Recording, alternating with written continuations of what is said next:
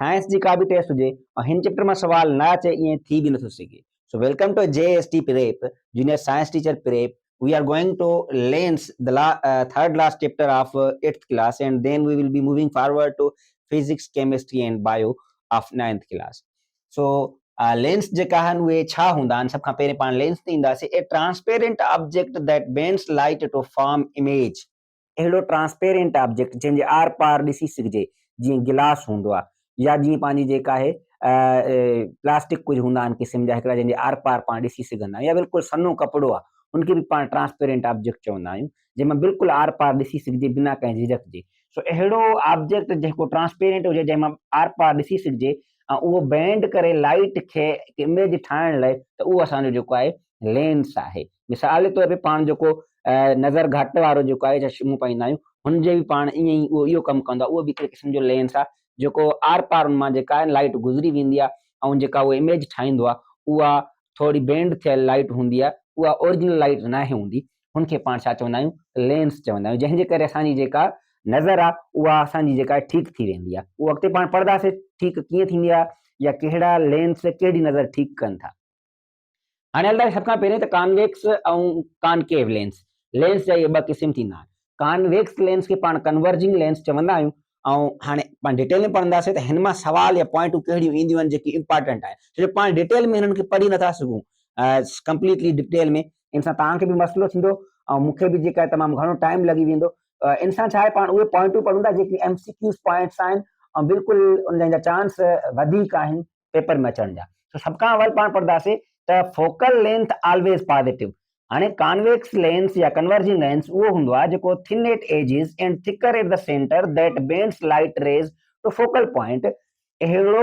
Lens जेको साइडनि वटि सन्हो आहे, विच ते थुल्हो आहे ऐं उहो छा कंदो आहे, बेंड खे लाइट खे बेंड कंदो आहे फोकल पॉइंट ते। की मिसाल तव्हांखे ॾियां, हीअं जेको लेंस आहे पंहिंजो जेको हीअं हूंदो आहे, हाणे ॾिसो साइडनि ते छा आहे, सन्हो आहे, विच ते जेको आहे थुल्हो आहे, हिनखे पाण चवंदा आहियूं कॉन्वेक्स लेंस। ऐं जंहिं महिल हिन मां पैरेलल रेज गुज़रंदा आहिनि त उहो उन्हनि खे हिकिड़ो सेंटर पॉइंट फोकल पॉइंट हूंदो आहे, उते छा कंदो आहे, गॾु कंदो आहे, कन्वर्ज कंदो आहे। इनजे करे हिनखे पाण कन्वर्जिंग जेको आहे न लेंस बि चवंदा आहियूं। ही फोकल पॉइंट हिकिड़े क़िस्म जो पॉइंट हूंदो आहे जेको पंहिंजो जेको लेंस आहे उनखां कुझु लेंथ ते मौजूदु हूंदो आहे। ऐं जंहिं महिल पंहिंजो जेको रेज ईंदा आहिनि उहे जंहिं महिल कॉन्वेक्स लेंस मां गुज़रंदा पैरेलल रेज, त उहे पंहिंजा जेका आहिनि इन फोकल पॉइंट ते गॾु थींदा आहिनि ऐं हिन सेंटर खां वठी करे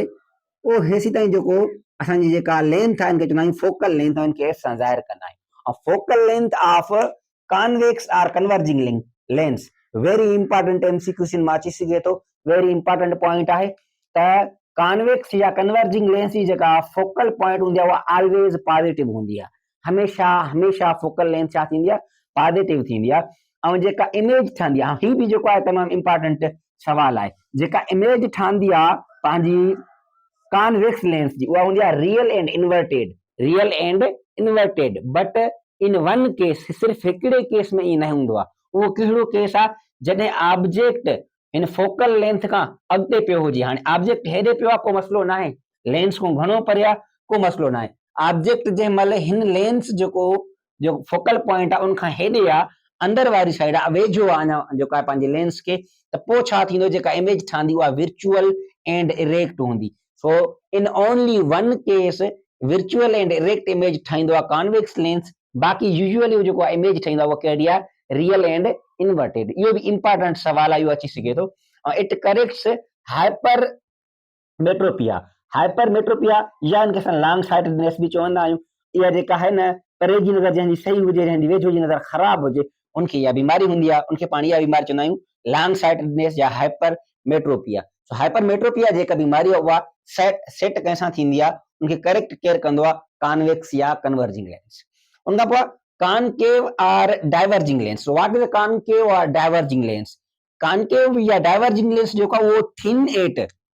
हाणे उहो छा हूंदो आहे, एजिस ते जेको आहे थिक हूंदो आहे ऐं थिन एट सेंटर उहो हीअं हूंदो आहे। बिल्कुलु एजिस उनजो जेके आहिनि उहो थुलियूं हूंदियूं आहिनि ऐं जेको सेंटर आहे उहो छा हूंदो आहे, थिन हूंदो आहे। अहिड़ो लेंस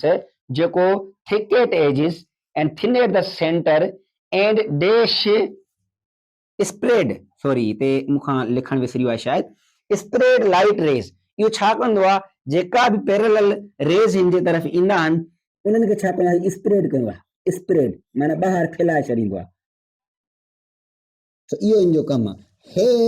इहो जेको लेंस आहे इनखे असां छा चवंदासीं कॉनकेव लेंस या इनखे असां डाइवर्जिंग लेंस बि चवंदा आहियूं सो डाइवर्ज लफ़्ज़ जी एक्चुअली माना बि स्प्रेड आहे हिन जे करे असां इनखे डाइवर्जिंग लेंस बि चवंदा आहियूं सो जेका हाणे वरी साॻियो हिनखे बि असां उन रीति पढ़ंदासीं जेका पॉइंट पेपरनि में अची सघनि था सफ़ा इंपॉर्टेंट आहिनि सो जेको हिन जी फोकल लेंथ हूंदी आहे उहा ऑलवेज नेगेटिव हमेशा नेगेटिव हूंदी आहे focal length of diverging lens is always negative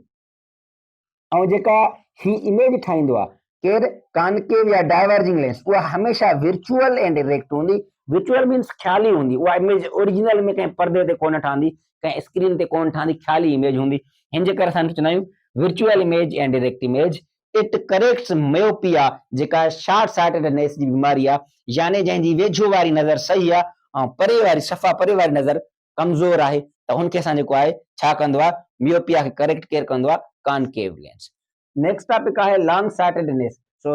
long sightedness उहा बीमारी आहे जंहिंमें को बि माण्हू जेको आहे उहो पंहिंजो मिसाल तौर ते शागिर्द आहे क्लास में वेठो आहे लास्ट रो ते हाणे लास्ट रो ते जेको शागिर्द वेठो आहे अगरि उनखे बोर्ड क्लियरली नज़र अचे थो उनखे पंहिंजी जेका बुक आहे उहो पढ़े थो उनखे उहो सही नज़र नथो अचे त उनजी जेका बीमारी आहे उनखे उहा कहिड़ी आहे लॉन्ग साइटेडनेस यानी उनखे परे वारी नज़र सही